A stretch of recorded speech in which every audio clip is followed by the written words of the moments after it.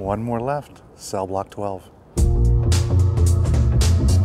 Anticipation is high as the team enters cell block 12, where numerous people have claimed to see a shadow figure lurking about.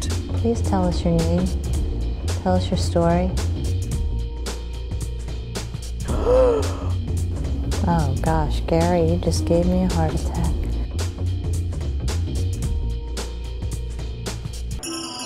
Hey, Laura? Yeah? Come down here for a second with your camera, please. My light keeps going on and off. Yeah? What do you want, a picture or something? Yep. Where? Right around where my camera is.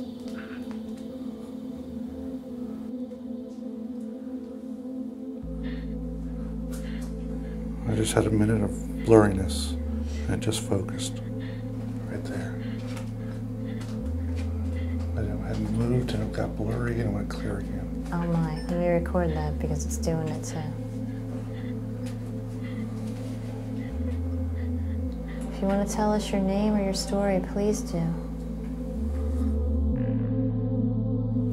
going to go down the hallway here a little bit. Is there anyone here with me? Do you keep turning my light off? Can you tell me your name? Brian's getting some weird stuff, sure. But is it conclusive? No. They've had no sign of the hard proof they're looking for. The EMF meter is stalled at 0, and there's certainly been no visual contact. You getting anything? Not in here. Not even a friggin' orb, man. Tell me your name. Unfortunately, spirits don't always come out when you want them to come out. This is so beat tonight, I can't believe it. It's totally beat. A disappointing night. And to make it worse, Laura trips over a garbage can in the pitch black. Oh good, well that stirred up some dust, whatever I hit. Because here I'm saying there's nothing, and now I just gotta... Well, maybe that is something, because I just took the picture in the same place twice, and there were orbs, and now there isn't. So there's nothing, and there's a few orbs, and then there's nothing. That's wild. I thought either by kicking that I raised dust, but it would have been in every shot. And it wasn't, it was only in the one. It scared us, it might have scared them to bring them out. One last shot. Then, all quiet. It seems the spirits have called it a night, so our ghost hunters do too. Definitely hoping for more, but until we go back and review what we have, it's really hard to say. I mean, nothing jumped out at us, no full body again.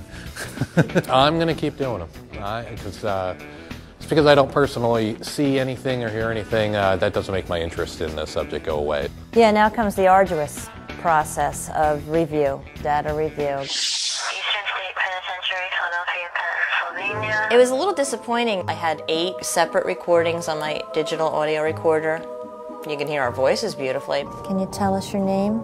But you don't hear any ghosts chiming in. And after reviewing the videotape, Laura's still a little baffled by the technical difficulties in the exercise yard. See, here it wouldn't focus, and yet you saw before that it had no problem. And I couldn't understand it, and I just dismissed it as, maybe there's something wrong with the camera, until Brian said he was having the same issue with his camera. And that's where he was getting that strange EMF reading. Honestly, I don't know what to make of it unless there was, to me it struck me as some kind of energy being there. And the camera was trying so hard to focus on it and get, and it didn't know what to make of it. It knew something was standing there and it was trying to focus and it couldn't. So this was our prized possession shot that night, where after I complained and lamented that it wasn't going all that well, it seems like several of the former inmates came out to let us know that, no, we're here, we're paying attention. I always tell investigators, keep taking it in the same space over and over again, just to rule out if there was any kind of environmental disturbance, whether it was pollen or dust. And they started coming back in again. And there's one there. So, no full-body apparition on this investigation. I don't let a slow night slow me down, actually, because you know that something was there. Something definitely happened.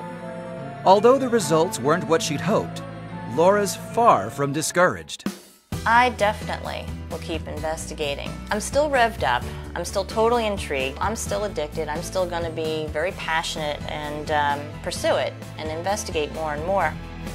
And I've gotten to the point in life where, you know, this definitely is beyond hobby for me. I've put more precedence and pressure on, or priority on, my passion, so that I'd rather just have the regular job that I can go in, do, not have to think about when I leave, the bills get paid, and I have the time and the energy left for what I really love to do. You know, I always say, like, oh, once I get that full body apparition, that's it, I'm retired. Even though I've said I'd walk away from it and be done at that point, I probably won't.